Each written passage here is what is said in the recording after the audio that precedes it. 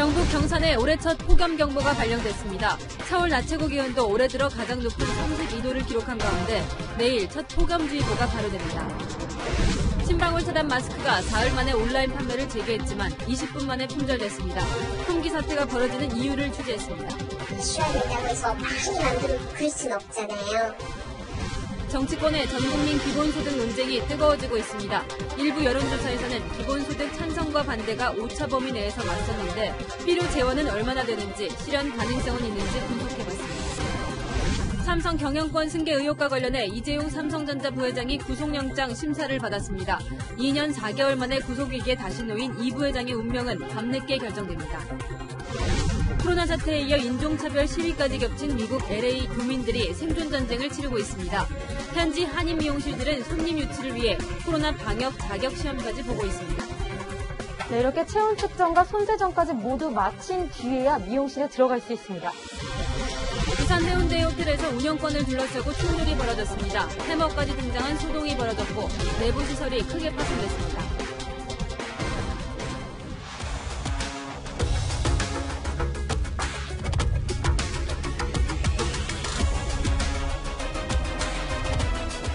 안녕하십니까. 뉴스데이 동정민입니다. 6월 초순이라는 게 믿기지 않을 정도로 더운 날씨였습니다. 오늘 서울을 포함해 전국 곳곳에서는 32도 안팎까지 올랐고 경북 경산은 올해 처음으로 35도가 넘어 폭염 경보까지 발령됐습니다. 너무나 뜨거웠던 대구부터 가보겠습니다. 배유미 기자입니다. 소방관이 쪽방촌 골목에 연신 물을 뿌립니다. 찜질방을 방불케 하는 더위에 소방관 얼굴엔 굵은 땀방울이 흘러내립니다. 오늘 대구는 35도, 서울 32도, 광주는 34도까지 올랐습니다. 경북 경산은 36도를 넘겨 올해 첫 폭염경보가 발효됐습니다. 아스팔트 온도는 50도가 넘습니다. 이 지열 때문에 잠시만 서 있어도 숨이 막히고 땀이 흐릅니다. 6월 초밖에 안 되는데 걸어다니니까 땀도 많이 나고. 내일은 서울 동부권과 경기, 충북 일부 지역에도 폭염주의보가 발효됩니다. 올해 들어 서울 지역에 폭염특보가 내려지는 건 이번이 처음입니다. 계속되는 무더위에 온열 질환자도 급증하고 있습니다. 올해 발생한 열사병 환자는 벌써 30명을 넘었습니다.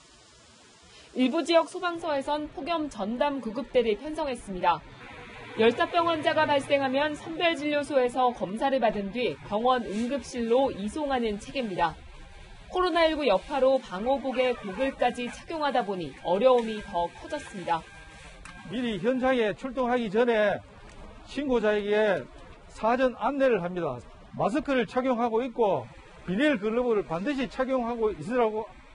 방역당국은 열사병 예방을 위해 야외 활동을 가급적 자제하고 물을 자주 마실 것을 당부했습니다. 채널A 뉴스 배유미입니다. 이렇게 더운 날엔 외출하기 전에 마스크를 집어들기만 해도 답답함이 몰려드는데요. 사흘 전 780만 명이 몰려 먹통이 됐던 여름용 침방울 차단 마스크 판매가 오늘 재개됐습니다. 이 판매처를 늘렸지만 20분 만에 동났고 아쉬운 시민들이 덴탈 마스크라도 사겠다고 약국에 갔지만 역시 허탕을 쳤습니다. 서채리 기자입니다. 여름용 침방울 차단 마스크 온라인 판매가 재개된 오늘. 판매 시각인 오전 9시가 되자마자 접속자가 몰리면서 서버는 다운됐고 20여 분 만에 마스크 품절 공지가 떴습니다. 오늘 풀린 침방울 차단용 마스크는 20여만 장. 사흘 전 비슷한 양을 온라인에서 처음 팔 때 700만 명 넘게 접속자가 몰리면서 사이트가 마비되자 마스크 업체들이 온라인 판매 경로를 각각 한 곳에서 두 곳으로 늘려서 수요를 분산하려 했지만 순식간에 물건이 동난 겁니다. 한낮 기온이 30도를 웃도는 더위가 이어지면서 시민들은 침방울 차단용 마스크를 구경이라도 했으면 좋겠다며 아우성입니다. 들어가려고 하니까 서버 다운돼서 사실 구경도 못했고 주문 버튼도 눌러본 적이 없어요. 날씨는 더워지고 빨리 비닐 마스크를 누구나 쉽게 좀 살 수 있는 상황이 왔으면 좋겠다. 약국 등에는 침방울 차단용 대신 덴탈 마스크라도 사려는 시민들이 적지 않지만 이마저도 쉽지 않습니다. 못 사고 돌아가.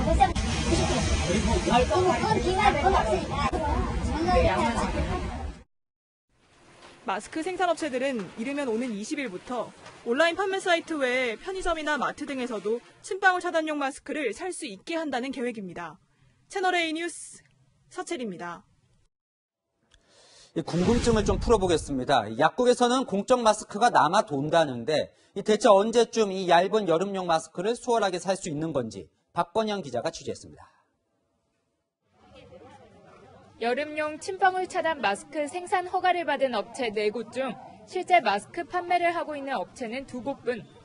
수요에 비해 공급이 따라주질 않습니다. 웰킵스는 하루 마스크 생산 가능량 가운데 최대 20%인 20만 장을 침방울 차단 마스크에 배정했습니다. 하지만 KF94 마스크 생산을 줄이면서까지 침방울 차단 마스크 생산량을 늘리긴 어렵다고 말합니다. 현재의 수요가 계속 유지될지 불투명하단 겁니다. 이슈화된다고 해서 많이 만들고 그럴 수는 없잖아요. 정확하게 방어를 하려고 하면 사실 KF94 제품을 사용하셔야 되는 게 맞으신 거고. 식약처는 업체들의 생산이 본격화되는 월말까지는 하루 최대 생산량이 100만 장을 넘길 거라고 전망합니다. 생산 계획, 허가 계획, 생산 능력 이런 것들을 합쳐서 지금 6월 말까지 100만 개 이상을 목표로 또 전망하고 있다. 업체들은 시간이 더 필요하다고 말합니다. 마스크 금형을 모양이나 크기에 맞게 바꾸거나 생산 라인에 추가 장비가 필요한 업체도 있고 포장 봉투 같은 부자재도 새로 만들어야 하기 때문입니다. 파우치도 맞춰야 되고 만들려면 금형이 써야 될 거 아닙니까? 그 중에서 10월 기준에 지금 생산이 가장 예산입니다. 이제 장비가 이제 막 들어오기 시작했으니까 빠르면 뭐 다음 주부터 할 수 있을까 싶고. 당분간 수급 불균형이 계속될 전망이라 침방울 차단용 마스크도 공적 마스크로 지정하는 방안을 검토해야 한다는 목소리도 나옵니다. 채널A 뉴스 박건영입니다.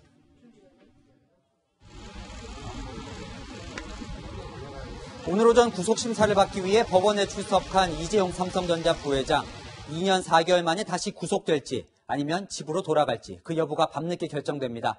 검찰은 무려 20만 장에 달하는 수사 기록을 제출했고 이 부회장 측도 조목조목 반박을 하고 있다는데요. 법원에 나가 있는 취재기자 연결해 보겠습니다. 자, 유승진 기자, 심사 결과는 언제쯤 나올 것 같습니까? 네, 결과는 내일 새벽쯤 나올 것으로 보입니다. 법원은 이재용 부회장의 대면 심사를 조금 전에 마쳤습니다. 오전 10시 반부터 오후 7시쯤까지 점심시간을 제외하고 약 7시간 반 가까이 심사를 진행했는데요. 이 부회장은 이 취재진의 질문에는 말을 아꼈습니다. 불법적인 합병 의혹과 관련해서 보고받거나 지시하신 적 정말 없으십니까? 이 부회장이 경영권 승계를 목적으로 삼성물산과 제일모직 합병 과정에서 시세 조종에 관여했는지를 두고 검찰과 변호인단은 치열하게 다퉜습니다. 이 부회장과 함께 구속영장이 청구된 삼성 전현직 직원 임원들에 대한 이 대면 심사는 아직까지 진행 중입니다. 자료가 방대한 만큼 법원의 최종 판단까지는 시간이 걸릴 것으로 보입니다. 네, 지금 유 기자가 전해준 대로 이 검찰과 변호인 모두 준비를 많이 하고 나온 것 같은데 어떻게 지금 맞서고 있습니까? 네, 양측 모두 한치의 물러섬이 없습니다. 검찰은 1년 7개월 가까이 이 사건에 대한 수사를 해왔는데 이 영장이 기각되게 된다면 수사 막바지에 동력을 잃게 되겠죠. 또 영장이 발부되게 된다면 삼성의 입장에서는 총수부재라는 악재를 겪게 됩니다.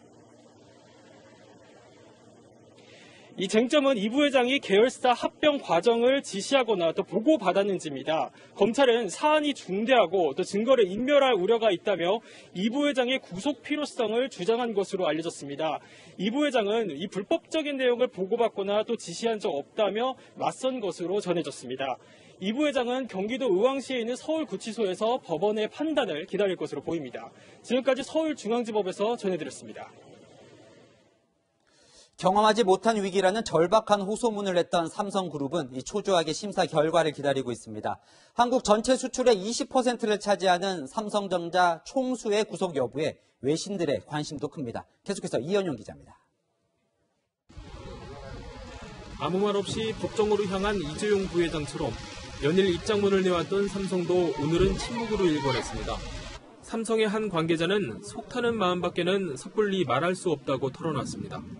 삼성 임직원들은 오늘 밤 늦게나 내일 새벽 나올 심사 결과에 촉각을 세우고 이 부회장이 구속될 경우에 대비하는 것으로 알려졌습니다. 삼성은 검찰이 구속영장을 청구한 이튿날부터 사흘 연속 입장문을 내며 경영권 승계 과정은 합법적이었다고 밝혔습니다. 어제는 호소문에서 삼성이 위기라며 삼성의 경영이 정상화돼 한국 경제의 새로운 도약을 위해 매진하도록 해달라고 강조했습니다. 지난 2일 이 부회장에 대한 기소가 타당한지 시민들의 판단을 받겠다며 수사심의위원회 소집을 신청한 삼성. 구속 심사 결과가 어떻게 나오든 법원과 수사심의위의 사법적 판단을 존중하겠다고 밝히기도 했습니다. 이런 가운데 한 빅데이터 분석기관은 국민 10명 가운데 6명은 이 부회장에 대한 선처를 바라고 있다는 분석 결과를 내놓기도 했습니다. 누리꾼들이 의견을 게재한 SNS 등 온라인 채널 11곳을 분석했더니 선처 연관어가 구속 찬성 연관어보다 많았다는 겁니다. AP와 AFP 등 외신들은 이 부회장의 부재는 회사의 의사결정 과정에 피해를 주고 가장 중요한 결정권자를 잃을 수 있다고 평가했습니다. 채널A 뉴스 이현영입니다. 오늘로 초중고 모든 학년이 등교 개학을 했습니다만 전국 모든 학생들이 학교에 갈 수 있는 건 아닙니다. 코로나19 확진자가 나올 때마다 인근 학교까지 영향을 미치죠. 서울 중랑구 일대는 롯데월드에 다녀온 원무고등학교 3학년이 확진 판정을 받으면서 14개 학교가 등교를 중단했습니다. 같은 시간 롯데월드에 있었던 사람이 700명에 달합니다. 정현우 기자입니다. 학생들이 코로나19 검사를 받기 위해 길게 줄을 늘어섰습니다. 마스크는 물론 비닐 장갑까지 착용했고 학교 측은 간이 의자로 간격 유지에 나섰습니다. 양쪽으로 나눠서 손 세정하시고요. 이 학교 3학년 학생이 어제 확진 판정을 받으면서 교내에 선별진료소가 설치된 겁니다. 등교 수업은 중단됐고 교직원과 학생 761명은 코로나19 검사를 받았습니다. 등교 수업을 시작한 지 3주도 되지 않아 다시 원격 수업을 듣게 된 고3 수험생들은 불안감을 감추지 못했습니다. 집중 안 된다는 더군다나 이번 달이 2월 모의고사 있으니까. 바이러스 전파 우려가 확산하면서 원무고 주변 같은 생활권에 있는 13개 초중고교도 길게는 모레까지 문을 닫기로 했습니다. 확진자는 지난달 25일 목에 통증을 느껴 코로나19 검사를 받았지만 결과는 음성이었습니다.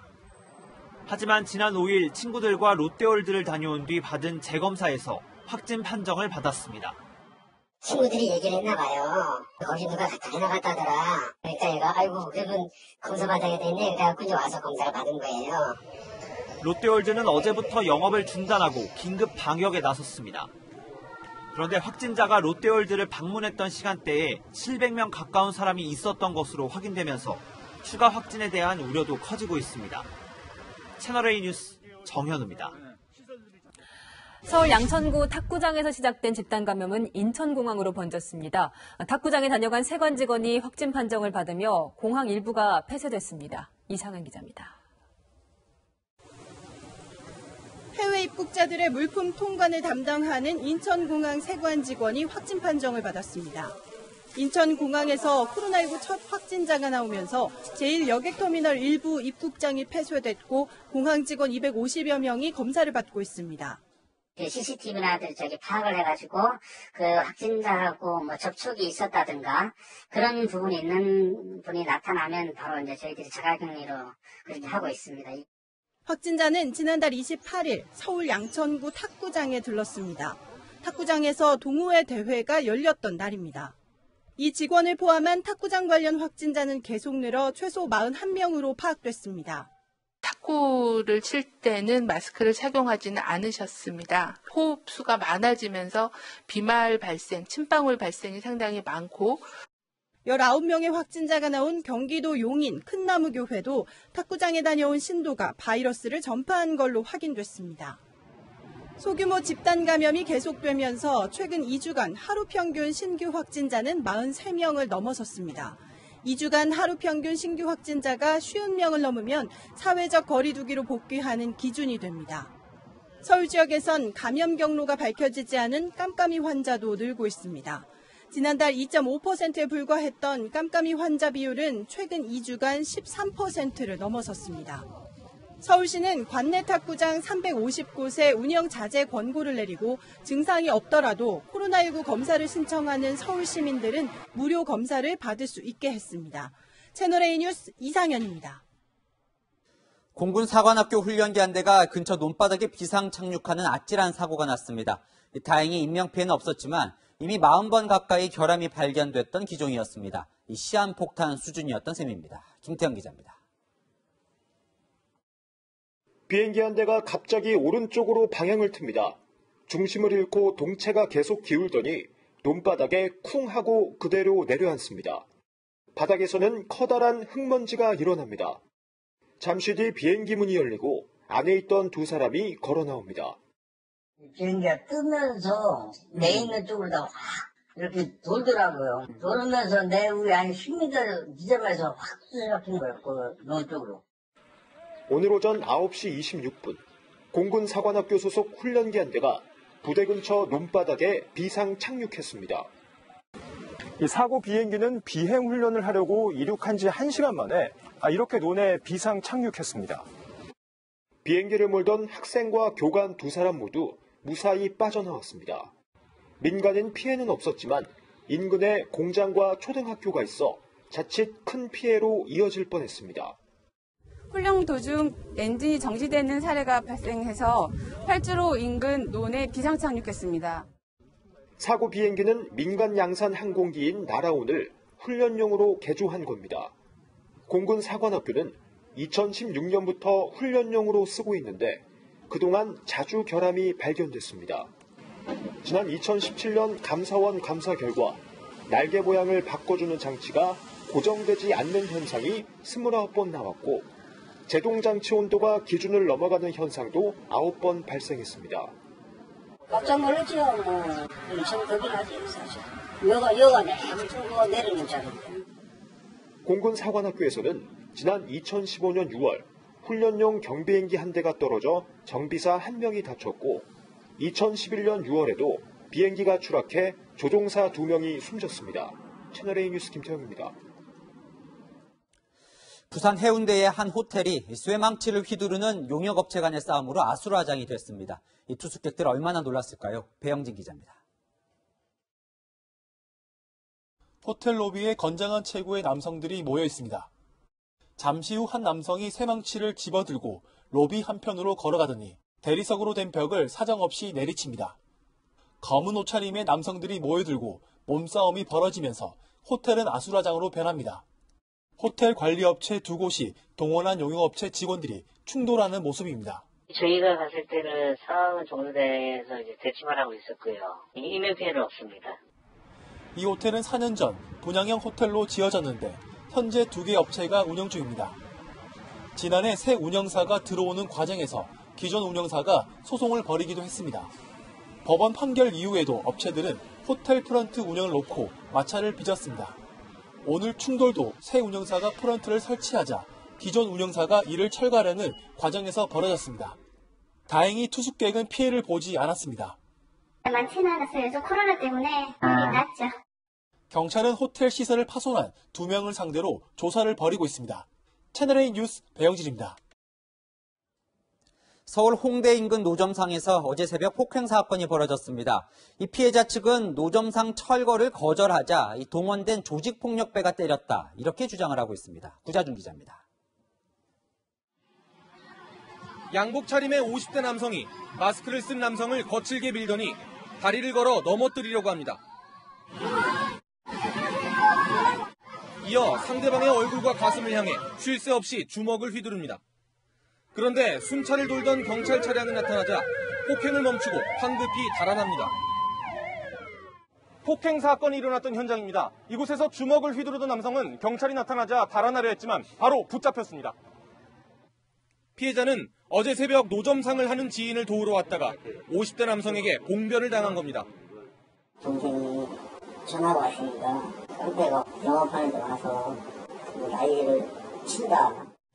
피해자 측은 노점상 철거를 놓고 갈등을 겪던 인근 빌딩 관계자가 조직폭력배를 동원했다고 주장합니다. 빌딩 관계자와 50대 남성은 일주일 전에도 찾아와 다툰 것으로 알려졌습니다.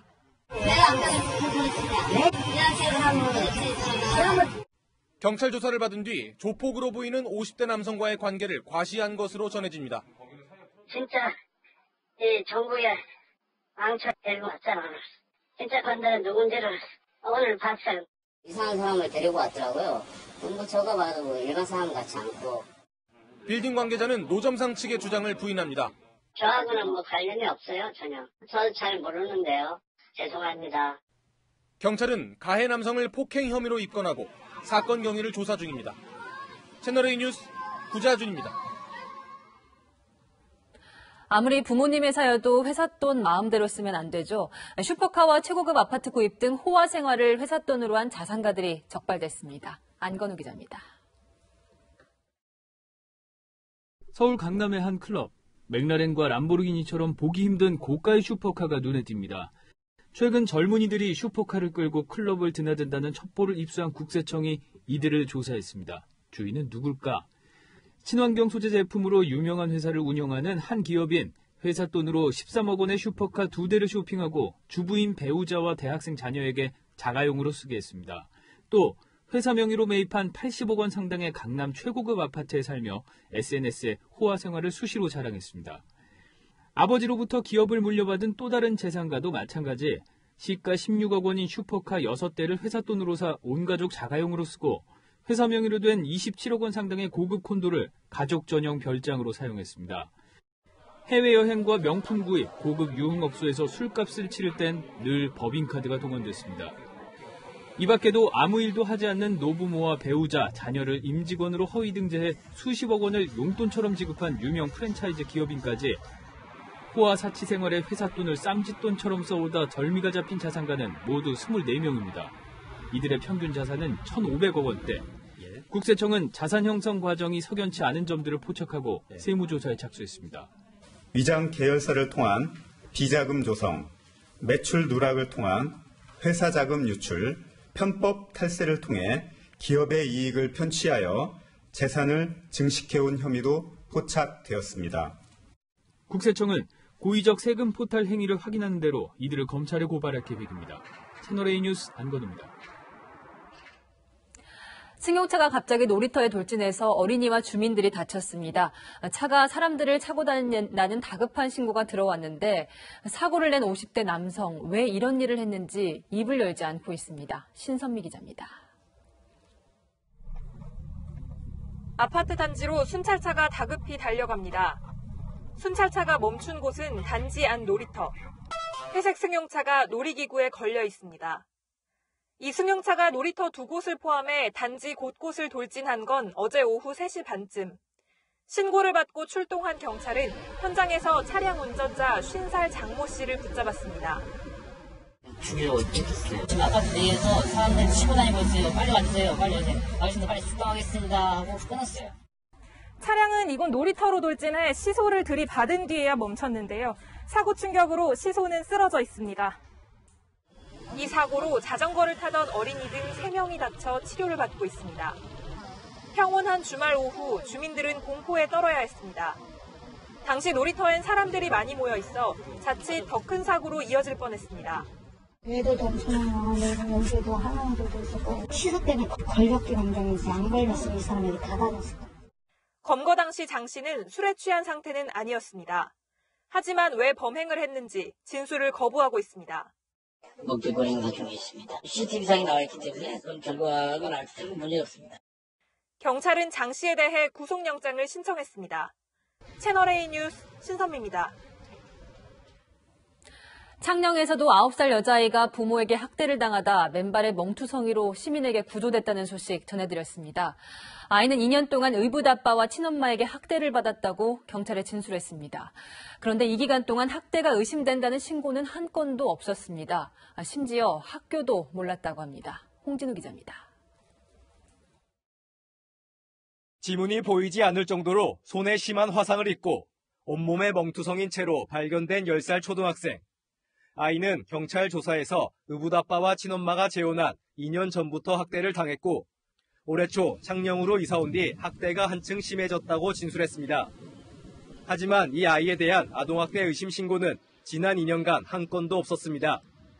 아이가 다니는 학교도 전혀 눈치채지 못했습니다. 피해 아동은 지난 3월 이 학교로 전학을 왔는데요. 코로나19 탓에 등교를 한 번도 못했습니다. 학교는 피해 아동이 온라인 수업에 정상적으로 출석한 것만 보고 별 문제가 없다고 판단했습니다. 출석은 100% 됐다 그러네요. 확실히 아마 못 찾는 모양입니다.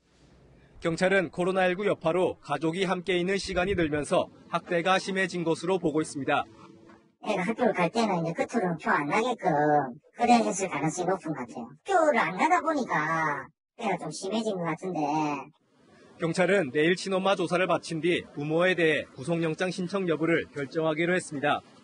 경남교육청도 해당 학교와 교육지원청에 대해 감사에 착수했습니다.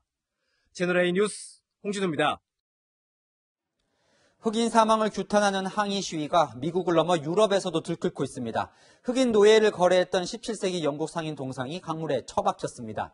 미국에선 트럼프 대통령 편이었던 정치인들이 속속 돌아서고 있습니다. 박수희 기자입니다. 시위대가 동상의 목을 밧줄에 묶어 끌어내립니다.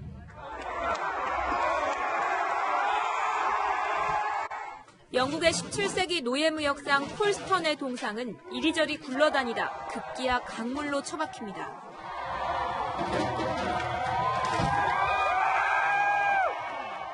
영국 주재 미국 대사관이 런던의 시위대에 포위되는 등 미국에 이어 유럽 주요 도시들로 흑인 사망 사건에 항의하는 시위가 확산되고 있습니다. It's not just America, and I feel like it's not just about police brutality as well, it's about racism in general. 미국의 시위 규모는 늘고 있습니다. 통합보다는 갈등을 부추긴다며 트럼프식 대응에 항의하는 백악관 앞 시위에는 공화당 중진 의원까지 가세했습니다. Hey, Senator, why is it important for you to be out here today? We need a voice against racism. We need to stand up and say that Black Lives Matter. 걸프전의 영웅인 파월 전 국무장관도 자신은 공화당 소속이지만 대선 때 트럼프 대통령을 찍지는 않을 것이라고 선언했습니다. I'm very close to Joe Biden on a social matter and on a political matter. I've worked with him for 35, 40 years, and he is now the candidate, and I will be voting for him.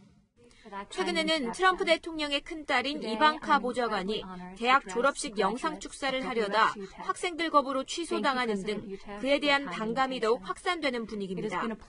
트럼프 대통령은 그러나 아랑곳하지 않는 모습입니다. 질서와 안정을 강조하며 백인 지지층을 향한 메시지 발신에만 공을 들이고 있습니다. I swore an oath to uphold the laws of our nation. And that is exactly, I am your president of law and order and an ally of all peaceful protesters. 현지 시간 내일 휴스턴에서 열리는 플로이드의 장례식에 바이든 후보는 참석하는 반면 트럼프 대통령은 별다른 계획이 없는 것으로 알려졌습니다. 채널A 뉴스 박수입니다. 두 달간의 코로나 셧다운과 곧이어 터진 시위 사태, 미국에 사는 한인들의 생활고가 커지고 있습니다. 이 솜씨 좋기로 유명한 한인 미용사들도 힘든 나날을 보내고 있는데요. 고군분투하고 있는 이들을 윤수민 특파원이 취재했습니다. 안녕하세요. 잠시만 기다리세요. 97.7입니다.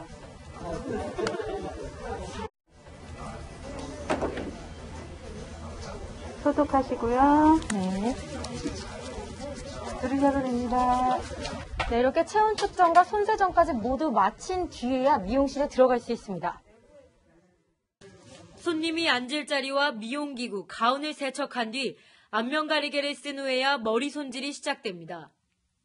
코로나로 모든 사람들이 힘든 시기에 정말 건강한 그런 모습을 만나볼 수 있는 것만으로도 저희는 저희 소독하는 수고가 아니라 보호장구를 다 착용한 채 가위질 등 섬세한 작업을 하려면 평소보다 집중력이 몇 배는 더 필요합니다. 머리 할 때 잘 안 보여서 뿌해가지고 잘 안 보여요. 그래도 손님들을 위해서 저희가 최선을 다하고 있으니까 비닐랩으로 빈 좌석은 감싸 바이러스 노출을 최소화하고 거리두기도 철저히 준수합니다. 현재 민간업체가 주관하는 위생 방역 자격 시험에 응시하는 미용사들도 생겼습니다. 테스트를 보기 위해서는 그 정보를 다 숙지를 해야지만 테스트를 볼 수 있더라고요. 그래서 현재로서는 저희가 공부를 했기 때문에 많은 지식과 정보를 갖고 있습니다. 2달여 만에 코로나 셧다운은 풀렸지만 곧바로 시위 사태가 터져 한인 상점을 찾는 손님들은 예전 같지 않습니다. 그러나 이중고 속에서도 고군분투하는 한인들의 노력이 현지인들에게 좋은 반응을 얻고 있습니다. 미국 로스앤젤레스에서 채널A 뉴스 윤수민입니다. 일본 도쿄의 유흥업소에서 코로나 확진자가 대거 발생하고 있습니다. 지난달 우리나라 이태원 클럽발 감염처럼 확진자들이 전국으로 퍼지면서 전역이 비상입니다. 도쿄 김범석 특파원입니다. 긴급사태 해제 후 밤 10시까지 영업이 풀리면서 도쿄 유흥가에는 손님들이 다시 북적입니다. 그러나 좁은 공간에서 밀착해 있거나 마스크를 쓰지 않은 손님도 적지 않습니다.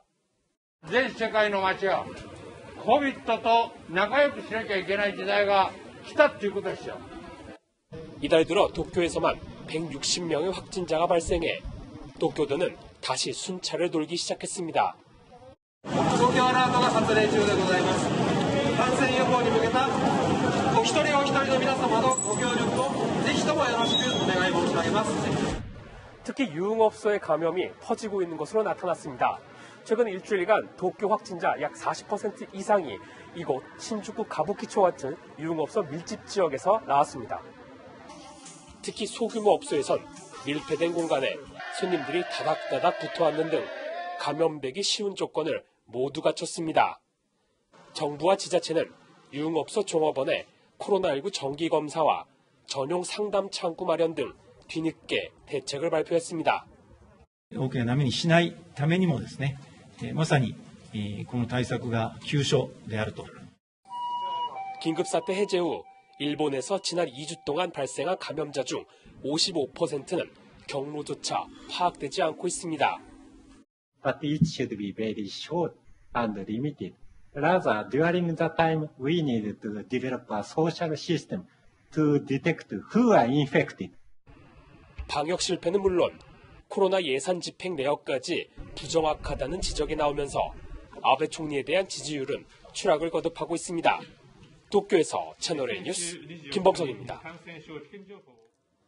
2002년 월드컵은 4강 신화를 이뤄낸 우리나라뿐 아니라 중국도 최초의 본선 진출을 했던 황금시대였습니다. 그즈음 스트라이커로 활약했던 축구 영웅 하오 하이둥이 중국 공산당은 멸망해야 한다는 직격탄을 날렸습니다. 그의 화려했던 기록이 인터넷에서 순식간에 사라졌습니다. 베이징 성혜란 특파원입니다. 중국 역사상 최초의 월드컵 본선 진출의 주역이자 중국 축구 전설인 하오 하이둥. 그가 최근 중국 공산당 체제를 정면으로 비판해 파문이 일고 있습니다. 消灭中共是正义的需要，竟以中共新冠状病毒对全世界发动生化袭击战。 과거에도 쓴소리를 마다하지 않는 그였지만 공산당을 대놓고 비난한 건 처음입니다. 而且这里还有改年龄的，你懂吗？对呀，他们根本就已经25了，26了。 그의 폭탄 발언 이후 중국 본토에선 하오 하이둥과 관련한 기록들이 사라지고 있습니다. 웨이보 계정은 삭제됐고 하오 본인은 물론 그의 축구선수 아들에 대한 소식조차 찾아보기 어렵게 됐습니다. 서방의 대중공세가 거세지면서 중국에선 철권 통치가 강화되고 애국주의 물결은 뜨거워지고 있습니다. 이런 가운데 찬물을 끼얹은 하오의 도발은 중국의 현 체제에 대한 불만 기류를 반영한 것이라는 분석도 나옵니다. 有6亿人每个月的收入也就是1000元。 빈곤 탈피가 최대 성과라는 시진핑 주석을 겨냥한 2인자의 공개 발언도 주목받고 있습니다. 내부 권력 투쟁 조짐을 시사하는 것 아니냐는 해석이 나옵니다. 베이징에서 채널A 뉴스 성혜란입니다.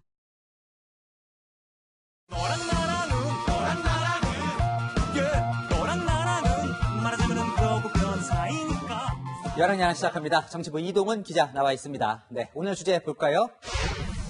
네, 오늘 이낙연 의원까지 뛰어들면서 여야 가릴 것 없이 기본소득 논의가 이제 시작이 된 건데 네. 진짜로 기본소득을 받을 수 있는 건지 한번 따져볼까요? 일을 하지 않더라도 모든 국민에게 최소한의 생활비를 보장하는 게 기본소득의 개념인데요. 정치인들이 경쟁적으로 기본소득 필요성을 언급하고 있습니다. 기본소득 도입에 가장 적극적인 사람은 이재명 경기도지사입니다. 이낙연 의원은 오늘 처음 입장을 밝혔는데 취지를 이해한다, 찬반 논의도 환영한다며 가세했습니다. 반대 입장도 있는데요. 박원순 서울시장은 기본소득 대신 전국민 고용보험을 해야 한다고 했고 홍준표 의원도 반대했습니다. 김종인 통합당 비대위원장이 최근에 다시 화두를 던지자 여야 대권 주자들이 논의에 뛰어드는 모습입니다. 이재명 지사와 홍준표 의원은 이 사회주의 논란까지 벌였다면서요. 네, 기본소득을 보는 시각이 180도 다른 두 사람인데요. 홍준표 의원이 기본소득의 본질은 사회주의 배급제도를 실시하는 것이라고 하자 이재명 지사는 그럼 기본소득 주장하는 빌 게이츠는 종북인가라고 반문했습니다. 이 정치권에서는 이렇게 한참 공방을 벌이고 있는데 네. 국민들 생각은 어떻습니까?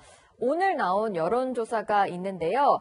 찬성 48.6%, 반대 42.8%로 오차 범위 내에서 찬성 의견이 조금 더 많았습니다. 이 국민들로서는 기본소득이 도입되면 내가 얼마나 받는 거냐 이게 궁금할 것 같아요. 네. 정치권에서는 얼마나 주겠다는 겁니까? 국민들에게. 액수를 언급한 건 단 한 명, 이재명 경기도지사인데요. 1년에 20만 원에서 시작해서 액수를 점점 늘려 연간 50만 원을 지급하는 안을 제안했습니다. 1년에 50만 원이라고 하면 네. 한 달에 4만 원 꼴인데 이걸 기본소득이라고 할 수 있습니까? 기본소득의 뜻이 최소한의 생활비인데 월 4만 원이면 턱없이 부족합니다. 결국 재원이 문제인데요. 지금 만 65세 이상 노인들에게 지급하고 있는 기초연금 수준으로 전 국민에게 월 30만 원을 지급한다고 가정하면 재원이 연간 180조 원이 필요합니다. 180조 원이면 올해 우리나라 예산의 3분의 1이 넘고 보건, 복지, 고용 예산을 전부 써야 합니다. 그럼 지금 수준의 예산으로는 사실상 이 기본소득 지급이 불가능하다 이렇게 봐야 될 것 같은데요. 그렇습니다. 세상에 공짜가 없기 때문인데요. 세금을 지금보다 더 걷거나 기존에 있던 기초생활수급비, 기초노령연금, 실업급여 등을 폐지해서 기본소득 재원을 마련하는 방안을 검토할 수밖에 없습니다. 기본소득을 논의하자는 정치인들이 가장 중요한 재원 마련 방안을 제시하지 못하는 이유도 여기에 있는 겁니다. 제 기억으로는 4년 전에 스위스가 이 기본소득 국민투표를 했다가 무산된 적이 있거든요. 네. 이 기본소득 지급을 하는 나라가 있긴 합니까? 나라는 아직 하나도 없고요. 미국 알래스카에서 석유를 팔아서 생긴 이익 일부를 주민들에게 1년에 한 번 배당금으로 주는 기본소득과 비슷한 제도가 있기는 합니다. 과연 된다면 언제 가능할까 이것도 관심인데 네. 현 정권에서는 쉽지 않은 건가요? 정부는 일단 선을 긋고 있습니다. 문재인 대통령은 3년 전 기본소득에 대한 입장을 밝힌 적이 있는데요. 이재명 당시 성남시장이 대선 공약으로 들고 나오자 이렇게 비판했습니다. 그렇게 일률적으로 거의 모든 전 국민에게 1인당 얼마씩 이렇게 이제 하는 부분은 저는 조금 재원상 감당하기가 어렵고 그런 재원이 있다면 일자리 만드는 데 사용하는 것이 보다 더 우리 경제를 살리는 근본 대책이다라는 말씀을 우선 드리고 싶습니다. 다음 대선에서 더 불이 붙을 것으로 보이는데요. 기본소득 논쟁은 이제 막 시작으로 볼 수 있겠습니다. 사실 기본소득은 복지 차원의 접근보다 로봇이 인간의 일자리를 대체하는 미래를 대비한 논의로 시작된 건데요. 일단 다양한 연구는 필요해 보입니다. 지금까지 여랑야랑이었습니다. 코로나19가 수십 년 전통의 식당까지 무너뜨리고 있습니다. 이곳 광화문에서 많은 사람들의 단골집이었던 낙지집도 없어집니다. 금싸라기 상권일수록 임대료가 문제입니다. 조현선 기자가 현장 취재했습니다. 한자리에서 30년 넘게 오롯이 매콤한 낙지 하나로 직장인들의 사랑을 받아온 식당입니다. 든든한 한 끼, 때론 좋은 안주가 되어주던 이곳의 전통이 끊기게 됐습니다. 서울 무교동의 이 낙지집에는 보시다시피 임대문이라는 편말을 붙인 채 이번 달 말 폐점을 준비하고 있습니다. 코로나19로 인한 경영 악화와 감당할 수 없는 임대료가 이유입니다. 20, 30%? 임대료를 깎아주거나 그런 건 있었나요? 있었어요. 30% 샀대요. 3개월. 계속되는 적자가 누적이 돼서 더 이상 장사를 못하게 돼서. 식당으로 들어가는 길 유명인들의 방문 흔적이 수두룩합니다. 하지만 텅텅 빈 식당 안, 손님이 없는 빈 테이블이 더 많습니다.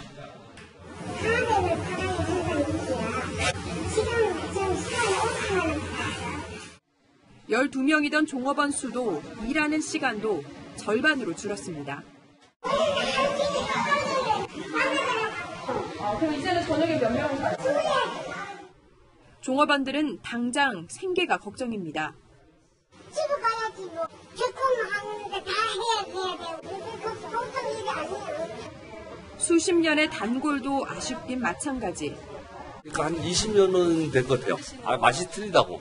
나도 이 집이 없어지니까 안타깝지. 서울의 또 다른 금싸라기 상권인 신촌도 마찬가지입니다. 큰 대로변에 놓인 높은 빌딩들은 물론 좁은 뒷골목에도 가게 4곳이 연달아 닫혀 있습니다.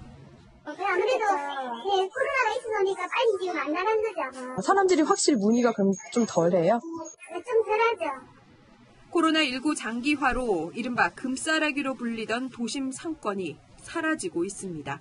채널A 뉴스 조현선입니다. 코로나19 시대엔 드론이 물건을 배달해준다는 뉴스, 외국 얘기인 줄 알았는데 우리나라에서도 가능해집니다. 섬이나 산간 지역부터 운영한다는데 박지혜 기자가 먼저 보고 왔습니다.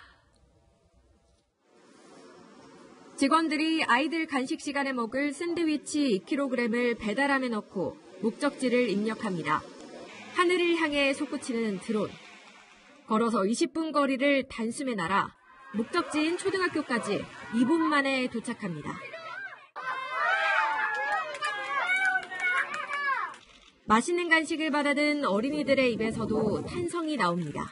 착륙했을 때 뭔가 멋있었고 착륙했을 때 저도 마음이 좀 많이 떨렸어요. 미래 발전해서 드론으로 배달도 하는구나 이 생각했어요. 산업부와 제주도, GS칼텍스는 오늘 국내 최초로 드론을 활용해 편의점 음식을 배달했습니다. 구매자가 편의점 어플리케이션으로 물건을 주문하면 판매자가 드론에 물건을 싣습니다.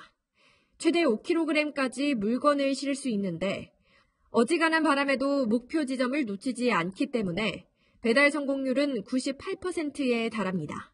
정부는 도서산간 지역 중심으로 2022년까지 시범 운영을 한 뒤 상용화한다는 방침입니다. 동산간 지역이나 제주도의 외지 쪽에는 물건을 사기가 힘든 상황이 많습니다. 중앙부처와 도와 민간이 협력을 통해서 해당 문제를 해결하고자.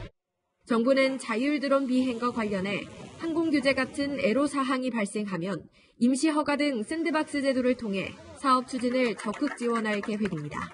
채널A 뉴스 박재입니다. 49주 연속 쭉쭉 오른 서울 아파트 전세 가격, 이제 평균값도 5억 원에 가까워졌습니다.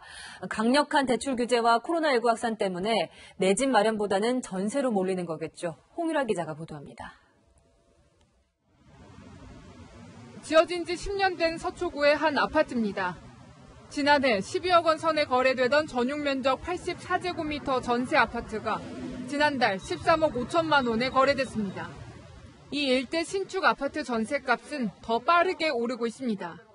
작년 시세에 비해서 한 3, 4억 정도 오르는 상태고요. 물량은 많지 않기 때문에 보통 기존에 거주하시는 분들은 재계약 위주로 뿐만 아니라 강남구와 송파구 아파트 전세 가격도 1년 새 훌쩍 뛰었습니다. 강력한 대출 규제에 코로나19가 확산돼 매매가 위축되면서 집을 사겠다는 사람은 줄어든 반면 전세 수요는 늘어났기 때문입니다. 이렇게 강남 3구 중심으로 이뤄진 전세금 급등은 서울 전 지역의 아파트 전세값도 끌어올렸습니다. 서울 아파트의 평균 전세 가격은 1년 사이 2,400만 원 정도 올라 5억 원에 육박했습니다. 강남은 재건축 이주 수요와 함께 입주 물량이 감소하며 전세 매물 소진이 나타나고 있습니다. 하반기도 전세 가격 오름세는 이어질 것으로 판단됩니다. 지난해 7월 첫째 주부터 이번 달 첫 주까지 49주 연속 오른 서울 아파트 전세 가격. 고가 전세 현상이 전세 대란으로 이어지기 전에 세입자 주거 안정을 위한 공급 확대 대책이 필요한 시점입니다. 채널A 뉴스 홍유라입니다.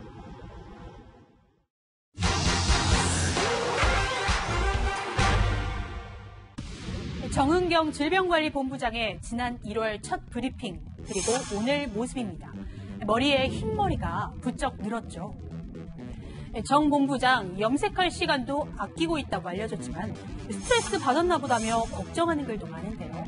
스트레스 받으면 흰머리가 난다는 말, 과학적 근거가 있는지 따져보겠습니다.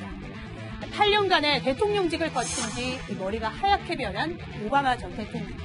당시 언론은 대통령의 스트레스에 주목했는데요. But you know what? I earned this gray hair. 먼저 머리카락의 색이 만들어지는 그 원리부터 살펴보겠습니다. 머리카락 색은 피부처럼 멜라닌 색소 때문에 까맣게 보이는데요. 머리카락 맨 아랫부분 모구에서 세포가 분열하면 멜라닌이 공급되고 검은 머리가 자랍니다. 최근 미국의 하버드대 연구팀이 스트레스와 흰머리의 상관관계를 연구했는데요. 검은 털을 가진 쥐에게 고추, 캡사이신보다 1000배 정도 매운 물질을 투여해서 스트레스에 노출시켰습니다. 결과는 이렇습니다. 일반적인 식염수를 투여한 쥐에는 변화가 없었는데 스트레스에 노출된 쥐는 보름이 지나 털이 하얗게 변했습니다. 좀 더 자세히 살펴볼까요? 식염수를 투여한 쥐에선 빨간색 멜라닌 세포가 관찰됐지만 스트레스를 받은 쥐에선 멜라닌 세포가 사라져버렸습니다. 그 이유는 뭘까요? 스트레스를 받은 뇌에선 노르아드레날린이라는 물질이 만들어지는데요. 과학자들은 이 물질이 멜라닌 줄기세포를 파괴해서 흰머리가 나게 한다고 말합니다. 결론적으로 스트레스를 받으면 흰머리가 난다는 말, 과학적 근거 있는데요. 흰머리를 뽑으면 그 자리에 흰머리 2개가 난다는 속설은 어떨까요? 사실이 아닙니다. 모발을 뽑게 되면 이 모발의 뿌리가 태행기로 이행을 하기 때문에 실제로 탈모가 올 수가 있고요. 이 밖에도 궁금한 사항 팩트맨에 제보 부탁드립니다. 이상 팩트맨이었습니다. 위안부 피해 할머니 쉼터 소장이 숨진 사건에 대해 경찰이 타살 가능성이 없다고 판단했습니다. 장례는 오늘부터 사흘간 시민장으로 치러지는데 정의기억연대는 언론에는 공개하지 않는다는 입장입니다. 우현기 기자가 보도합니다. 그제 오후 경기 파주에 있는 자택에서 숨진 채 발견된 평화의 우리집 A 소장에 대한 부검 결과가 나왔습니다. A 소장에게서 극단적 선택을 추정할 수 있는 흔적만 발견됐고 외력 흔적은 없었던 것으로 알려졌습니다. 국립과학수사연구원은 타살 의심 정황은 없다고 잠정 결론을 내렸습니다. 그제 오전 A 소장이 자택에 돌아온 뒤 외부 침입 흔적도 없었습니다. A 소장이 숨지기 전 음주나 투약을 했는지 여부는 2주 정도 정밀 분석을 거쳐 밝혀질 전망입니다. 본인 스스로 극단적 선택에서 사망한 걸로 굳은 소견을 연락받았습니다. 경찰은 사망 경위에 대한 조사도 이어가고 있습니다. 자택에서 유서 등이 발견되지 않아 A 소장의 마지막 행적을 확인하기 위해 휴대전화 기록을 분석 중입니다. A 소장의 부검 절차가 마무리되자 정의기억연대는 오늘 오후 서울 신촌에 있는 세브란스 병원 장례식장에 빈소를 마련했습니다. 장례는 모레까지 사흘간 시민장으로 진행하고 오는 10일 아침 8시 발인이 엄수됩니다. 이나영 정의연 이사장 등이 장례위원장을 맡았고 오후 3시부터 조문이 시작됐습니다. 오늘 저녁과 내일 저녁에는 시민단체들이 참여해 A 소장을 추모하는 행사가 진행될 예정입니다. 정의연 측은 장례 절차 전 과정을 언론에 공개하지 않기로 했습니다. 채널A 뉴스 우현기입니다. 어제까지 마포쉼터에 머물렀던 윤미향 더불어민주당 의원은 오늘 국회로 출근했습니다. 의원실 안에만 머무르며 국회 일정에는 불참했는데 기자들에게 불편한 심기를 드러내기도 했습니다. 이어서 강은하 기자입니다. 윤미향 민주당 의원은 평소처럼 국회로 출근했지만 의원총회나 본회의장엔 나타나지 않았습니다. 동선을 최소화하며 언론 노출을 피한 건데 의원실 앞에서 대기하던 기자들에겐 격앙된 반응도 보였습니다. 뭘 찍으려는 거냐? 내가 죽는 모습을 찍으려고 기다리냐며 불쾌감을 나타낸 겁니다. 윤 의원은 어제도 A 소장을 추모하면서 쉼터를 범죄자 소굴인 양 보도했다고 언론을 탓했습니다. 여권 인사들도 불필요한 관심이라며 유감을 나타냈습니다. 마지막으로 오랜 시간 위안부 피해자들을 위해 헌신한 고인을 위해서 불필요한 관심과 억측, 악플을 멈춰 주십시오. 더불어시민당 공동대표를 지낸 최백은 건국대 교수는 SNS에서 살인 병기가 되어버린 정치 검찰과 언론이라고 했고, 방송인 김어준 씨는 A 소장 사망은 보도살인이라고 주장했습니다. 윤미향 의원실 앞엔 반드시 이겨내라, 강물은 바다를 포기하지 않는다는 응원의 메시지도 붙었습니다. 반면 민주당 당원 게시판엔 감정적인 언론 플레이 그만하라, 윤 의원으로 인한 지지자 분열 그만 보고 싶다는 비판적 의견도 올라왔습니다. 통합당도 여론몰이라고 비판했습니다. 고인의 죽음이 또 다른 여론몰이의 수단이 되는 일도 없어야 할 것입니다. A 소장의 죽음이 억울하지 않도록 검찰이 철저하게 진실을 밝혀야 한다는 겁니다. 채널A 뉴스 강인아입니다. 이런 가운데 문재인 대통령이 윤미향 논란에 대해 첫 입장을 내놨습니다. 기부금 횡령 의혹 등과 관련해 시민단체들의 회계 투명성을 강화하겠다며 제도 개선을 약속했습니다. 이용수 할머니나 윤미향 의원 어느 한쪽의 손을 들어주지는 않았습니다. 손영일 기자입니다. 위안부 피해자 이용수 할머니의 첫 폭로 기자회견 이후 32일 만에 문재인 대통령이 입장을 내놨습니다. 위안부 운동의 대의는 국권이 지켜져야 합니다. 정의기억연대의 활동은 평가하면서도 회계 투명성에 대해서는 문제가 있을 수 있음을 내비쳤습니다. 기부금 또는 후원금, 모금 활동의 투명성을 근본적으로 강화하겠습니다. 시민단체들도 함께 노력해 주시기 바랍니다. 기부금이나 후원금 횡령을 막을 수 있게 제도를 보완하겠다는 겁니다. 이용수 할머니에 대해서는 위안부 운동의 역사라며 예우했습니다. 문 대통령은 대선 후보 시절부터 이용수 할머니를 각별히 챙겼고 대통령이 된 뒤에도 특별한 손님으로 대우했습니다. 이 할머니도 문 대통령에 대해서는 신뢰를 갖고 있습니다. 누가 이 기름비를 씌워줬노 하면 우리 정부, 문재인 대통령 정부에서 씌워주셨다 하는 걸 꼭 전하겠습니다. 문 대통령은 윤미향 민주당 의원에 대해 실명은 거론하지 않았지만 활동가라는 표현으로 노력을 평가했습니다. 채널A 뉴스 손영일입니다. 김여정이 남북연락사무소 폐쇄를 언급했었죠. 오늘 북한이 남북연락사무소가 설치된 후 처음으로 전화를 받지 않았습니다. 반나절 만에 다시 받긴 했는데 안 받은 이유에 대해서는 아무 해명이 없습니다. 정말 폐쇄할 수 있다는 일종의 시위라는 분석도 있습니다. 황아람 기자입니다. 남북 공동연락사무소가 설치된 뒤 처음으로 북한과 연락이 두절됐습니다. 통화 연결을 시도하였으나 현재 북측이 받지 않고 있습니다. 지금까지 북측이 통화 연결 시도에 대해 전화를 받지 않은 적은 없었습니다. 개성 연락사무소 근무 때는 매일 대면 접촉을 했고 코로나 사태로 개성에서 철수한 뒤로는 매일 전화로 2차례 통화를 했는데 오늘 아침 전화를 북한이 받지 않은 겁니다. 그런데 오후 5시 북한은 평소대로 다시 통화에 응했습니다. 오전 연락 두절에 대해선 아무런 언급도 없었습니다. 김여정 제1부부장의 연락사무소 폐쇄 언급 나흘 만에 벌어진 일로 북한이 우리 정부 반응을 봐가며 압박 전술을 쓰고 있다는 분석입니다. 단계적으로 수위를 높여갈 수밖에 없는 거고 남북관계가 계속 자신들이 원하는 방향으로 안 간다면 군사합의서 파기까지도 예상해 볼 수 있는 것이죠. 북한은 주민을 동원한 선전전도 이어가고 있습니다.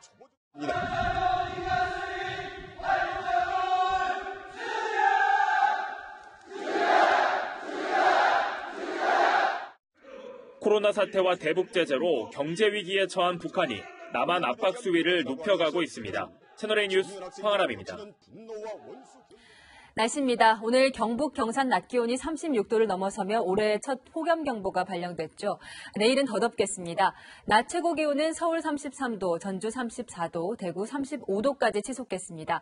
기상청은 모레 제주도를 시작으로 충청 이남 지방은 비가 자주 내리겠지만 중부 지방은 폭염이 계속되겠다고 예측했습니다.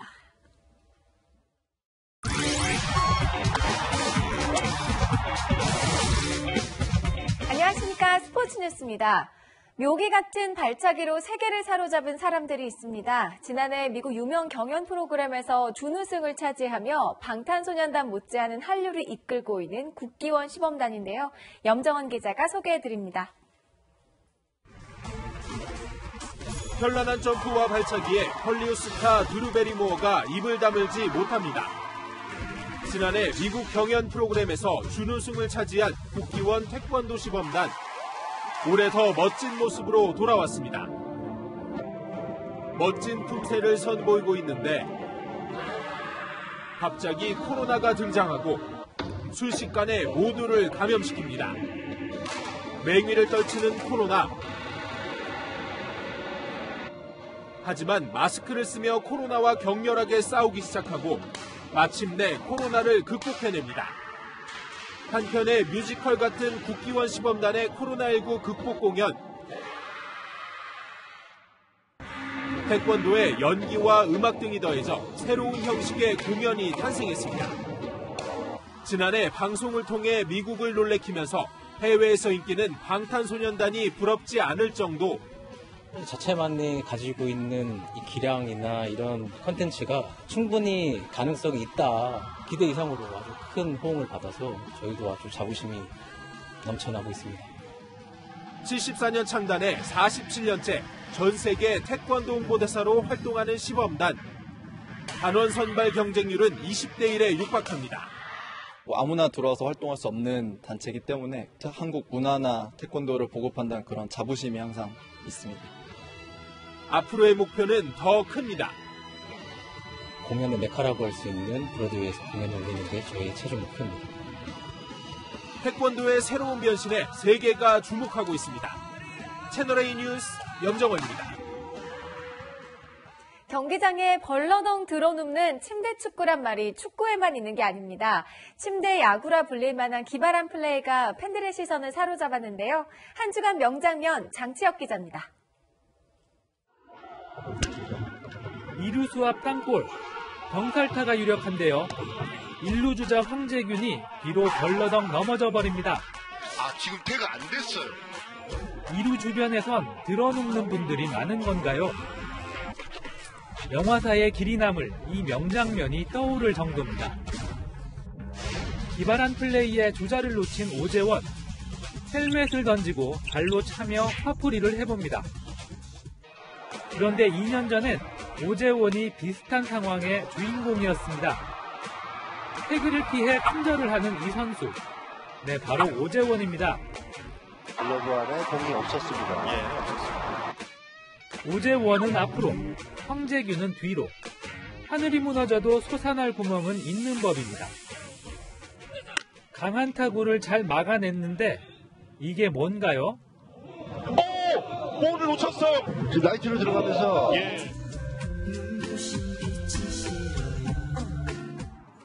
공이 뜨면 속수무책입니다. 우중간으로 날아갑니다. 우익수. 채널A 뉴스 장채혁입니다. 모든 게 엉망이 되어버린 것 같은 지금 이 시간을 잘 견디고 있는 건지 서로 위로해 주었으면 좋겠습니다. 올해는 전 세계 많은 학생들이 아쉽게도 졸업식을 온라인으로 대체했는데요. 방탄소년단이 축하 메시지를 보냈습니다. We may be seeing each other on this small screen. Today, stand with us the largest graduating class in history. 그 어느 때보다 힘들고 특이한 때를 지나고 있는 2020년의 졸업반들. 졸업 후 시작될 20대 청년들의 삶도 녹록지 않습니다. 지난 4월 20대 청년 고용률인데 IMF 외환 위기 때보다 낮습니다. 졸업을 해도 갈 일자리가 없고 20대 절반 가까이가 실업 상태인 지금 잃어버린 세대라는 한숨이 절로 나오는데요. 감염이 우려되어도 물류센터 아르바이트로 몰려들 수밖에 없는 우리 20대 청년들, 꿈과 희망까지는 잃지 않았으면 좋겠습니다. 내일도 뉴스데이입니다.